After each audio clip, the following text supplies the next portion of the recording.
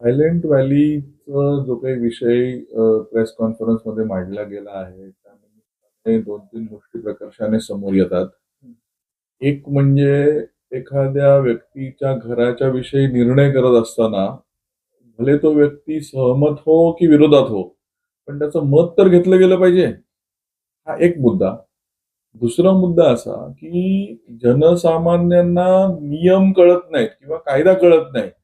अशा प्रकारचा एक आभास निर्माण केला गेलाय आणि अशा प्रकारे लोकांची प्रवृत्ती म्हणजे मी म्हणेन की एक नेक्सस तयार झालाय.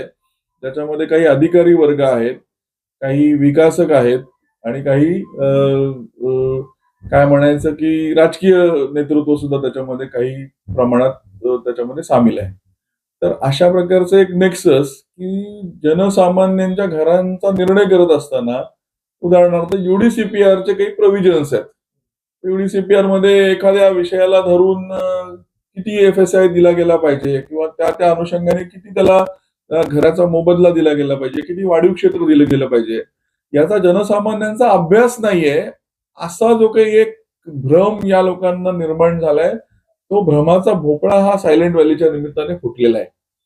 आणि आगामी पुढच्या 5-10 वर्षामध्ये नवी मुंबईमध्ये प्रचंड पुनर्विकासाचे प्रकल्प उभे राहणार आहेत. नवी मुंबईच्या जनतेला फक्त मला एवढंच सांगायचंय, की आपल्या घराबद्दल निर्णय करण्याचा अधिकार हा आपला आहे. आपण जर आपल्या घराचा निर्णय करण्याचा अधिकार इतरत्र कोणाला तरी दिला, उदाहरणार्थ आज पी टॅग लावून प्रचंड लोकं गल्लोगल्ली दुकानं टाकून बसलेली आहेत. पण ह्या पी मध्येच सगळा प्रॉब्लेम आहे. कारण लोकांना वाटतं, की हा पी म्हणजे आपला वेल विशर आहे. तर असेलही आणि मी सगळ्यांनाच दोष देणार नाही. पण काही प्रमाणामध्ये पी सुद्धा विकासक आणि अधिकाऱ्यांच्या हाताखालचे बाहुले बनलेले आहेत आणि त्यामुळे जनसामान्यांच्या घरांचा निर्णय किंवा त्यांना जो मोबदला मिळाला पाहिजे तो मिळत नाहीये. सायलेंट व्हॅलीच्या पूर्ण टीमचं मी अभिनंदन करीन. कारण त्यांनी या प्रश्नाला आता उकल करून दिलेली आहे. आणि ही खूप महत्वाचं आहे. सायलेंट व्हॅलीमध्ये ज्या पद्धतीने यांनी सगळ्या गोष्टींचा अभ्यास केलाय. मी गेली 1.5-2 वर्ष 1.5-2 महिने त्यांच्यासोबत आहे आणि मला लक्षात येतं की प्रचंड चांगल्या पद्धतीने अभ्यास केलेला आहे. विनंती सगळ्या नागरिकांना हीच आहे की आपणही आपल्या सोसायट्यांचा, आपल्या घरांचा पुनर्विकास करताना नियमांचा अभ्यास करावा. यू-डी-सी-पी-आर हे डॉक्युमेंट खूप छान पद्धतीने लिहिलेलं आहे महाराष्ट्र शासनाने आणि त्या यू-डी-सी-पी-आर मध्ये आम्ही कुठे बसतो हे नीट समजून घेतलं, आपल्या पी मदतीने केलं. पण बीएमसीने केलंय म्हणून अंधविश्वास ठेवून त्याच्यावरती आपण चाललोय, हे न करता आपण सुद्धा त्याच्या खोलात गेलं पाहिजे. 4 प्रश्न पी आपण विचारले पाहिजेत. अशा प्रकारचं एक चित्र तयार झालं पाहिजे. हा पहिला मुद्दा. दुसरा मुद्दा असा, की दुर्दैवाने राजकीय हस्तक्षेप हा खूप मोठ्या प्रमाणात या विषयात वाढलेला आहे. म्हणजे एक अधिकारी आहे, त्याची एवढी हिंमत की 120 पैकी फक्त 60-70 जणांनाच मेंबर करून घ्यायचे. त्यांच्यामध्ये 79 ए ची प्रोसिजर करून घ्यायची. त्यात 60-70, 78 लोकांना घेऊन डी करायचा. म्हणजे उर्वरित लोकं काय त्यांना काय दान म्हणून किंवा बक्षीस म्हणून ते घर मिळालं होतं का? त्यांनी पण कष्टानेच ते घर मिळवलंय. त्यांचं मत घेणं हे तुमचं कर्तव्य आहे.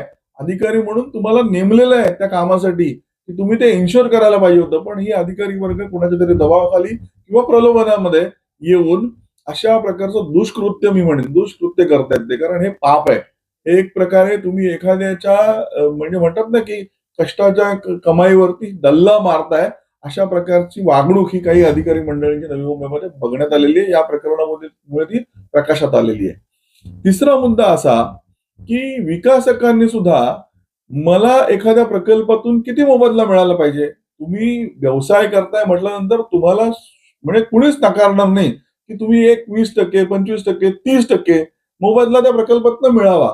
पण आज विकासक ज्या पद्धतीने प्रकल्प राबवतायत किंवा ज्या पद्धतीने साइन करतायत, 80-80%, 100-100%, 150% सुद्धा म्हणजे ज्याच्यामध्ये त्या घर मालकांना 40% दिले, की माझं काम झालं. त्या घर मालकांना पण असं वाटतं, की अरे भरपूर काय मिळालं. मला सगळ्या नवी मुंबईच्या नागरिकांना एक गोष्ट सांगायची आहे, की तुम्ही तुमची तुलना ही त्या मुंबईतल्या एस-आर-ए प्रकल्पांबरोबर करू नका. एस-आर-ए प्रकल्प हे सरकारी जमिनीवर केलेले आहेत.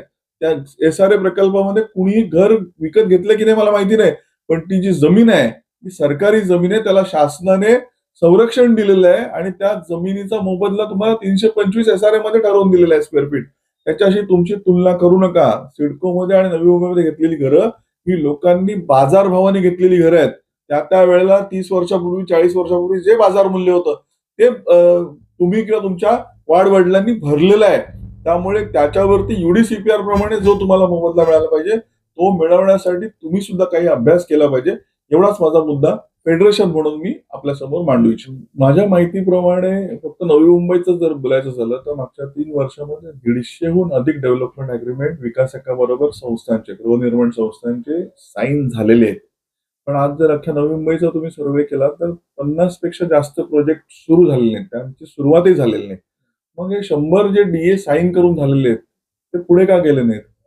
तर कुठे ना कुठेतरी विकासकांचा एक पद्धतीचा एक मोडस ऑपरेंडी अशी सुरू आहे की एखाद्या सोसायटी बरोबर DA साईन करून ठेवा, म्हणजे 2 वर्ष, 3 वर्ष, 4 वर्ष, 5 वर्ष जितका वेळ तुम्हाला लागेल तितका वेळ संस्था ही थांबून राहील. संस्थेची लोक, तिथले घर मालक हे थांबलेले आहेत की आमचा डेव्हलपर बिल्डर पुढे का सरकत नाहीये किंवा कधी हे आमचं काम सुरू होईल. नेमका हा मुद्दा आपल्याला लक्षात घेतला पाहिजे की आपण आपल्या घराचा निर्णय करण्याचा अधिकार हे कुठल्या तरी एका त्रयस्थ माणसाला, विकासकाला दिलेला आहे. गावाकडे आपण घर बांधतो तर आपण कुठला बिल्डर अपॉइंट करत नाही. आपण फक्त त्या कॉन्ट्रॅक्टरला सांगतो की हे असं घर 2 माळ्याचं 3 माळ्याचं माझं बांधायचं आहे, इथे बेडरूम, तिथे किचन, तिथे बाथरूम, हे आपण सांगतो. म्हणजे आपलं घर आपण स्वतः बांधतो, आपले निर्णय आपण स्वतः घेतो. मग इथे नव्या मुंबईत घर बांधत असताना एक महाराष्ट्र शासनाने खूप चांगली तरतूद केलेली आहे, ते म्हणजे महाराष्ट्र राज्याचं स्वयं पुनर्विकास प्राधिकरण बनवलेलं आहे. आमदार प्रवीणजी दरेकर यांनी मुंबईमध्ये खूप चांगले आदर्श प्रकल्प हे स्वयं पुनर्विकासाचे उभे केलेले आहेत. 18 प्रकल्पांची ऑलरेडी पूर्तता झालेली आहे, पूर्ण होऊन तिथे लोक राहायला गेलेली आहेत आणि 2600हून अधिक प्रपोजल त्यांच्याकडे पेंडिंग आहेत. आणि स्वयं पुनर्विकास प्राधिकरण हे आता या सगळ्या स्वयं पुनर्विकासाची प्रक्रिया आणखी सुलभ कशी करावी याच्यावरती काम करते. याच्यामध्ये असंख्य सवलती या स्वयं पुनर्विकास करणाऱ्या संस्थांना दिल्या जाणार आहेत. नवी मुंबईत सुद्धा आपल्याला स्वयं पुनर्विकासाची चळवळ उभी करायची आहे. 3 संस्था म्हणजे सानपाड्यातली पॅराडाईज सोसायटी, नवी मुंबईतली दृष्टांत सोसायटी, नेरूळमधली दृष्टांत सोसायटी आणि खारघरमध्ये विशाल जुन्नर सहकारी, अजूनही 2-3 सोसायट्या सुरू झाल्यात असं माझ्या कानावर आहे. पण या 3 संस्थांनी आपलं स्वयं पुनर्विकासाचं काम हे सुरू केलेलं आहे. त्यातली पॅराडाईज सोसायटीचं तर बघण्यालायक, म्हणजे 910चा एरिया होता त्यांचा सिडको सोसायटीचा. त्या सगळ्या सदनिका धारकांना 2100 स्क्वेअर फीट एरिया, म्हणजे कुठलाच विकासक याला मॅच करू शकत नाही. 2100चा एरिया त्यांना मिळतोय. म्हणजे विचार करा की जो मोबदला विकासक तुमच्याकडनं घेऊन जाणार आहे, तर विकासक काय करतो, तर विकासक सुद्धा तुमच्याबरोबर DA झाल्यानंतर तोही बाजारातनं पैसे उभे करतो, फायनान्स घेतो, त्याच्यानंतर कॉन्ट्रॅक्टर अपॉइंट करतो, त्याच्यानंतर आर्किटेक्ट अपॉइंट करतो, त्याच्यानंतर सेल्स एजन्सी अपॉइंट करतो. आता हे सगळं तो एका AC ऑफिसमध्ये केबिन मध्ये बसून जर करत असेल तर हेच काम आपण सोसायटीचे पदाधिकारी म्हणून आपण स्वीकारलं, ही रिस्क जर आपण आपल्या अंगावर घेतली तर आपल्याला हा मोबदला जो बिल्डरच्या घशात जाणार आहे, विकासकाच्या घशात जाणार आहे, तो आपल्याला मिळू शकतो. फक्त याच्यामध्ये एकच गोष्ट आहे की आपल्याला त्या गोष्टीसाठी वेळ द्यावा लागणार आहे, आपल्याला त्याचा अभ्यास करावा लागणार आहे. आणि स्वयं पुनर्विकास प्राधिकरणाकडनं या विषयासाठीची सगळी सवलत आम्ही Navi Mumbai cooperative housing federation म्हणून सुद्धा एक कक्ष या विषयातला सुरू केलेला आहे. तर अशा सगळ्या प्रकल्पांना म्हणजे बिल्डर बेस्ड रिडेव्हलपमेंट करण्याच्या ऐवजी तुम्ही स्वतःचा विकास स्वतः करण्यासाठी या सगळ्या अशा पद्धतीने आपण एक उभारणी करू शकतो, ज्याच्यातनं तुमचे सगळे निर्णय तुम्ही स्वतः तिथे उभे राहून तुमच्या घराचा विकास तुम्ही स्वतः करू शकता. चांगला मोबदला तुम्हाला त्याच्यामध्ये मिळू शकतो. सर्वप्रथम तो हे सांगू इच्छितो की संस्थेने पुनर्विकासाचा जो काही प्रस्ताव मांडलेला आहे तो सर्वानुमती आहे. 120 लोकांना विचारलेला आहे आणि तो प्रस्ताव मांडलेला आहे. परंतु त्या प्रस्तावाला ज्यावेळेला पारित करायची वेळ आली त्यावेळेला यांनी फक्त 51% लोकांनाच कागदावर घेतलंय, कागदावर. आणि त्याचे ऑथेंटिक डॉक्युमेंट्स आमच्याकडे आहेत आणि यांनी उपस्थित फक्त 35 लोकांना घेतलंय. आता या 35 लोकांमध्ये हे स्वतःला 13 लोक हंगामी समिती म्हणून निवडून घेतात आणि 22 लोकांमध्ये सर्व कामकाज करतात. मग हे 22 लोक जर समजा आमच्या घराचा निर्णय घेणार असतील 120 घरांचा, तर ते शासनाच्या नियमाप्रमाणे किती टक्के झाले, तर 20%. मग या पेपरांना किंवा या प्रोसेसला ही जी काय कार्यपद्धती आहे हिला शासन दरबारी अथॉन्टिकेशन मंजुरी कशी मिळते आणि का, हे आमच्या समजण्यापलीकडे. पुनर्विकासाचं सर्व कामकाजाचा जो काही आहे हा UDCPRच्या माध्यमातून होतोय. ह्याच्या आधी सोसायटी फॉर्म करणं, 61 किंवा 51% लोकांना घेऊन सोसायटी बनवणं, हे सगळं उपनिबंधकाच्या हातात आहे.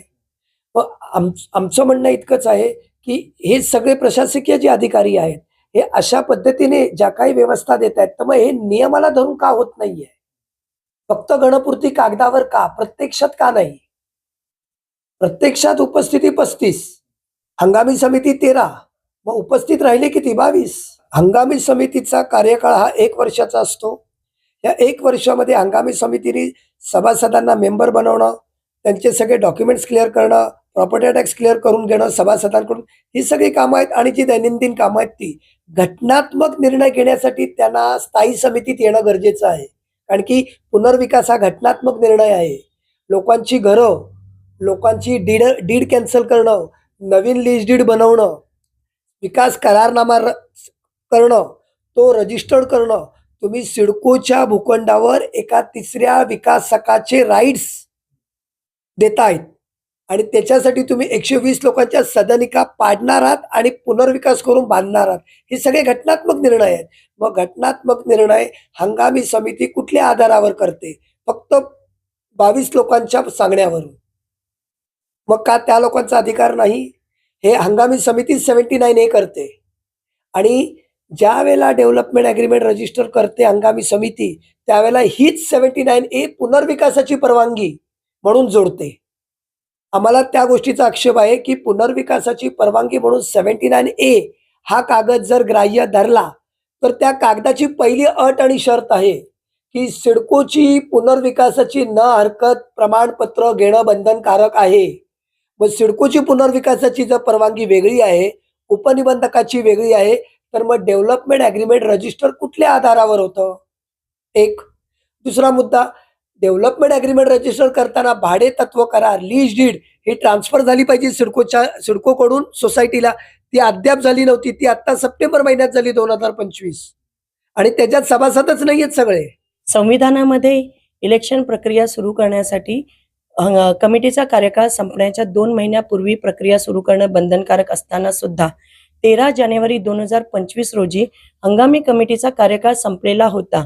पण त्यांनी त्यापूर्वी 2 महिन्यापूर्वी प्रक्रिया सुरू न केल्या कारणास्तव 18 फेब्रुवारी रोजी हनीफभाई यांनी त्यांच्या विरुद्ध उपनिबंधकाकडे तक्रार केलेली होती. पण त्यांच्या तक्रारीवरती उपनिबंधकांनी 21 फेब्रुवारी रोजी कमिटीला नोटीस बजावलेली असताना 23 फेब्रुवारी रोजी त्यांनी हंगामी कमिटीने स्वतःहून कच्ची मतदार यादी प्रकाशित केलेली आहे, जो की निवडणूक अधिकाऱ्याचं काम आहे. आणि जेव्हा निवडणूक प्रक्रिया 21 फेब्रुवारी रोजी नोटीस बजावलेली असताना प्रक्रिया थांबवण्यात आलेली होती, तरी सुद्धा 23 फेब्रुवारीला कच्ची मतदार यादी प्रकाशित झालेली आहे. आणि त्यानंतर 2 एप्रिल रोजी हंगामी कमिटीला बरखास्त करून प्रशासकाची नियुक्ती केलेली असताना कायद्याच्या पळवाटा काढून त्यांनी कमिटीने निवडणूक प्रक्रिया 1 जूनला लावली. प्रशासकाला हँडिंग ओव्हर दिलं नाही. त्या दरम्यान 28 मे रोजी सहकार मंत्र्यांनी सुद्धा हेअरिंग घेतलेली होती. पण सहकार मंत्र्यांच्या आदेशाची वाट न बघता इलेक्शन ऑफिसरने कमिटीला नियुक्तीपत्र देण्यात आलेलं आहे, जे की अनैतिक आहे. देखिए सर, हम लोग साइलेंट वैली सोसाइटी में रहने वाले 120 फ्लैट के रहवासी हैं. हमारी मांगे अगर नहीं पूरी की जाती है तो हम सब इस बात को लेके बहुत नाराज है.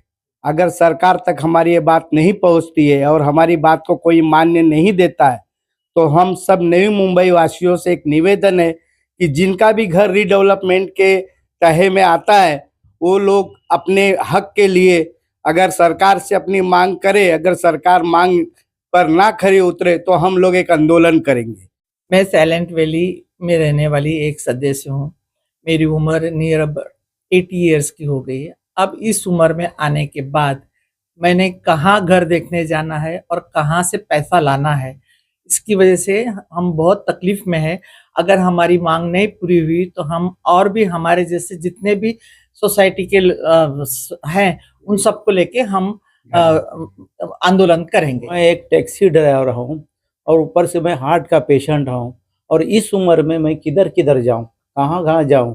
सरकार हमारी बात सुन ले तो हमारे लिए बहुत अच्छा है, अगर सरकार नहीं सुनी तो हम एक बहुत बड़ा आंदोलन करेंगे। मेरा पनवेल में भी घर है, इसी हालत में चुक चुका है, तो वहाँ पे फैसला नहीं हुआ है, तो उस हालत से मैं यहाँ नहीं चाहता हूँ कि वही हालत यहाँ हो गए।